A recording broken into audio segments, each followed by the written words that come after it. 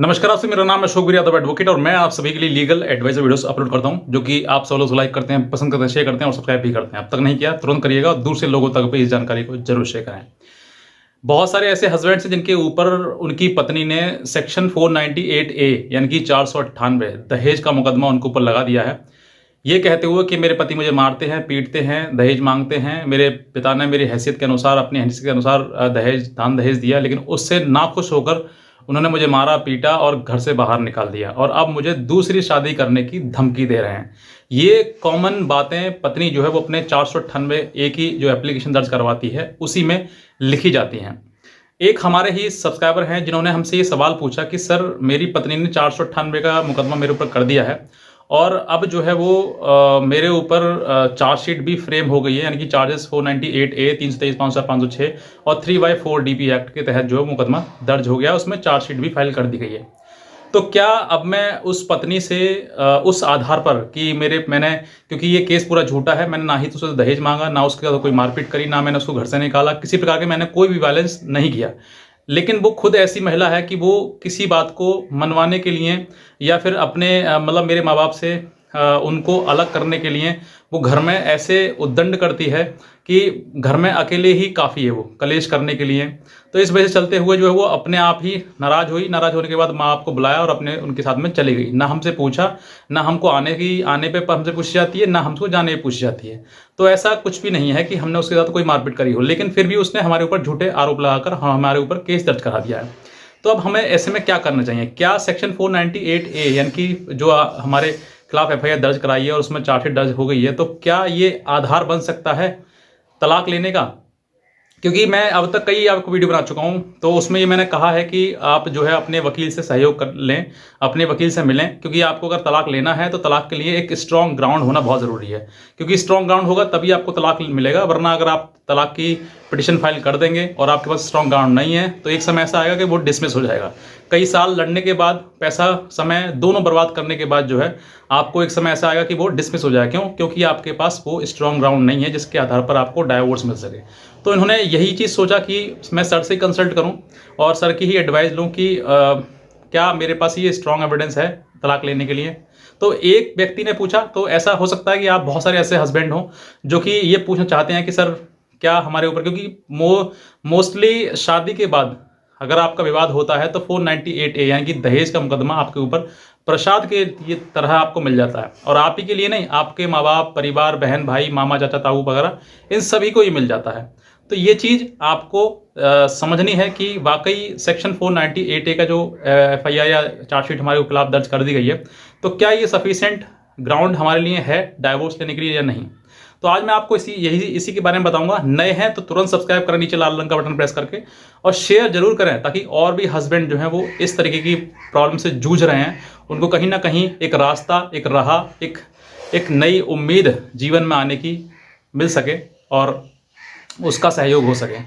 इसीलिए मैं कहता हूँ। बहरहाल बात करते हैं कि सेक्शन 498A। देखिए, अगर पत्नी ने आपके ऊपर आरोप लगाए हैं सेक्शन 498A यानी कि मुझे मारते हैं, पीड़ित करते हैं, कई प्रकार के मेरे पास ताने मारते हैं, दहेज नहीं लाई, ये करा, घर से बाहर निकाल दिया, ये सब चीज़ें आपने बताई और पत्नी ने बताई कि मेरे साथ ये हुआ, उसी आधार पर कंप्लेंट के आधार पर ही FIR दर्ज हो गई और उसी कंप्लेंट के आधार पर चार्जशीट भी फाइल कर दी गई। अब आपका क्या इसमें नज़रिया है? आपका नज़रिया ये है कि सर हाँ, हमारी पत्नी ने हमारे ऊपर झूठा केस किया है और वो पूरा सरासर झूठा है, हमने ऐसा कुछ भी उसमें नहीं किया है। तो आप ये सोच कर देखिए कि आपने कहा ओरली, आपने झूठा कहा कि झूठा है ये, लेकिन पत्नी ने FIR आपके खिलाफ दर्ज करा दी गई है, तो बात अकॉर्डिंग टू लॉ उसकी बात ज़्यादा मानी जाएगी। आप सिर्फ झूठा झूठा कहते रहेंगे। कहते हैं कि मान लीजिए मैं कहता हूँ कि कोई चोर है और चोर ये कहे साहब मैंने चोरी नहीं की, तो उसको बरी नहीं किया जा सकता है, उसको कानूनी प्रक्रिया से गुजरना ही पड़ेगा। तो आपको भी वही कानूनी प्रक्रिया है जिसके आधार पर आपको गुजरना पड़ेगा। और अब आप मान लीजिए FIR दर्ज हो गई और उसके बाद सेक्शन 498A की आपके खिलाफ चार्जशीट भी दर्ज हो गई, तो आपका ये समय है कि आप अपने आप को इनोसेंट प्रूफ करें कि वाकई हमारे साथ में क्या गलती हुई है। हालांकि इसमें बर्डन ऑफ प्रूफ लड़की के ऊपर जाता है, लड़की के ऊपर ही ये चीज़ें बताई जाती हैं कि आपको बताइए, आप कैसे आप साबित करिए कि आपने कैसे आपसे दहेज मांगा, किस तरीके से आपको मारपीटाई करी, क्या शादी में खर्च हुआ, ये सब चीज़ आपको बतानी होती हैं। बहरहाल ये सब चीज़ें करते हुए अगर आप इसको डाइवोर्स ग्राउंड बना रहे हैं तो ये बिल्कुल भी वैलिड डाइवोर्स ग्राउंड नहीं है। हाँ, आप ये बता सकते हैं कि मेरे ऊपर इसने सेक्शन 490 का दहेज का झूठा मुकदमा कर दिया है। आपने ये बोला झूठा मुकदमा कर दिया है, लेकिन अब से लेकर यानी कि एफआईआर कंप्लेंट, एफआईआर बाद चार्जशीट बाद कोर्ट में आपको सम्मन कर लिया, बुला लिया आपको, या फिर कोर्ट में ट्रायल चलना स्टार्ट हो गया है, तो अब तक कहीं पर भी कोई ऐसी बात नहीं आई कि ये बात साबित हो सके कि आपका खिलाफ जो मुकदमा है वो झूठा है। हाँ, अगर इसमें एफआईआर लग जाती तो आप इसका ग्राउंड बना सकते थे कि आपने झूठा मुकदमा लगाया है और हमारे पास डाइवोर्स का ग्राउंड बन जाता है। या फिर आपने पूरा केस प्रक्रिया को फॉलो कर लिया है, यानी कि पूरा केस लड़ लिया है, लास्ट फाइनल आपको हो चुका, जजमेंट हो चुका उसमें, और आप उसमें बरी हो गए, तो 100% ये जो जजमेंट है वो आपको डाइवोर्स ग्राउंड बनता है, और वो भी स्ट्रॉन्ग डाइवोर्स ग्राउंड है।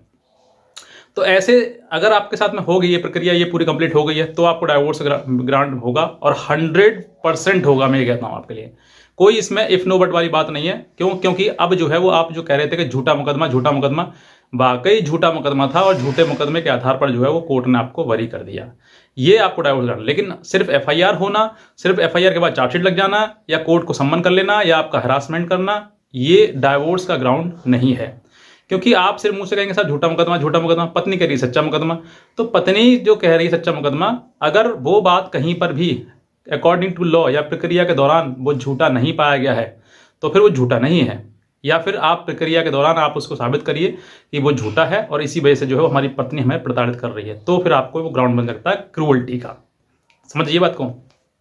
तो ये चीज़ें आपको, अगर आपके ऊपर या ये 498A हो गया, या मेंटेनेंस हो गया, डीबी हो गया, या कोई और भी अगर आपके ऊपर केस कर दिए हैं और आप उसमें बरी नहीं हैं और आपका अंडर ट्रायल हैं, तो आपके पास वो ग्राउंड नहीं है कि आप किसी प्रकार से, हालांकि सोच सकते हैं, आप एक विवेक के अनुसार सोच सकते हैं कि वाकई ये केसेस जो है हरासमेंट के लिए लगाए गए हैं, लेकिन आप ये नहीं कह सकते कि ये मुकदमे झूठे हैं और झूठे के आधार पर जो है वो आपको, क्योंकि आप अगर ये बात मुंह से मतलब ओरली अगर आप बात कहते रहेंगे बार बार झूठा, तो आपके कहने से झूठा नहीं होगा। कब तक? जब तक उस पर कोर्ट मोहर नहीं लगाती है कि आपको बरी किया जाता है, या फिर कोर्ट या थाना आपकी केस में एफआईआर ना लगा देती हो, तब तक वो केस झूठा नहीं माना जाएगा।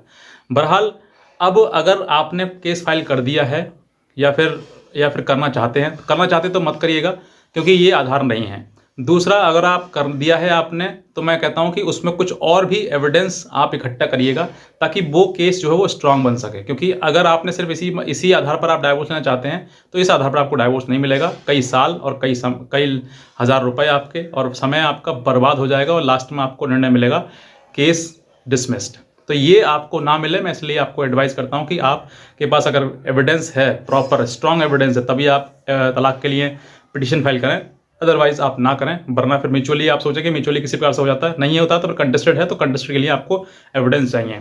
और आपको क्या क्या एविडेंस चाहिए, किस तरीके से आपको ये केस फाइट करना है, क्या प्रक्रिया होनी चाहिए, इसका मैं आपको वीडियो बना दूंगा। और अगर आप हमारी कोई लीगल एडवाइस लेना चाहते हैं, तो आप हमारे दिए हुए नंबर पर हमें संपर्क भी कर सकते हैं। आज का वीडियो देखने आपसे बहुत धन्यवाद।